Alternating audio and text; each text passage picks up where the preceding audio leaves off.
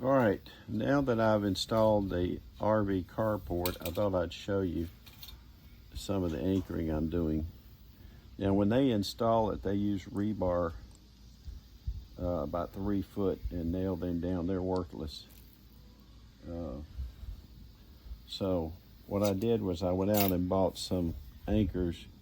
These are normally used for trailer because they have this end that usually hooks up under the underpinning, and then they bolt it to an auger anchor. Well, I've adapted this to use here in the corners, and I'm putting many of these along the way, but I thought I'd show you what I've done. Now, I start out first with a special tool that lets me impact in the auger anchor. Now, you notice I dug down first because I'm not doing anything but snugging these now. I'm going to fill that with concrete and top it off. But what I've done is I've taken the slotted bolts that come with your anchor kit, your auger anchor kit, and I've used 2 of them. And I've started the first one through the slotted screw here and cranked it about 4 or 5 turns. Now I'm going to take my bulldogs here and I'm going to clip off this, because I'm not going to be using this anchoring because there's no way to anchor this to this and hold unless it was a flat piece, and it's not. So I'm going to cut it off and I'm going to jack it 4 or 5 turns. I'm just going to get it snug. I'm going to concrete this, let it all set up for several days, cover it, and then I will tighten them down. Now they'll give me floor anchor, ground anchors here. Then I'm going to come back up in the walls, because when the wind comes, these things will shimmy left and right here. So I'm going to put braces in, X-type braces, which I'll show you in a later video. But right now I want to show you one way that you need to anchor your carports.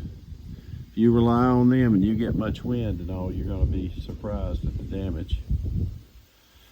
So I suggest you go ahead and buy you these. You can buy these trailer anchor kits, the bolts that come with it, and the strapping galvanized, and it even says certified, tie down, engineered, and jack this up. Now you can see I'm using 2 wrenches here, a 15/16 and a 19 or 11/16.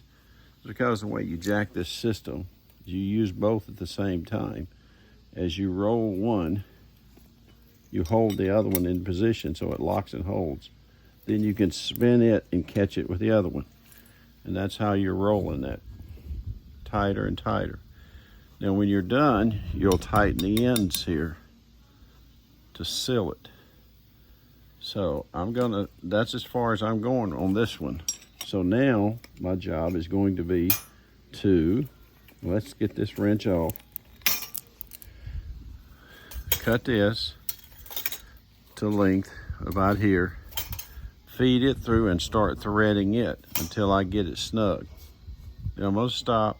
I'll fill it all with concrete, all the anchors, let it set up, and then I'll come back and tie it down. So that's all it is to it. Now, if you don't have something like this, which is basically welded on piece, if you don't want to do that, I've seen people use 2x4s, set them in here, and then jack them by hand. That's pretty hard to do sometimes. Some of my ground is very clay driven, very hard to drill through. So an impact was slow but did the job. Alrighty, hopefully this is helpful. Again, this is an RV carport that's been installed here, and I'm doing anchoring now for it. Ground level anchors. Thanks for watching.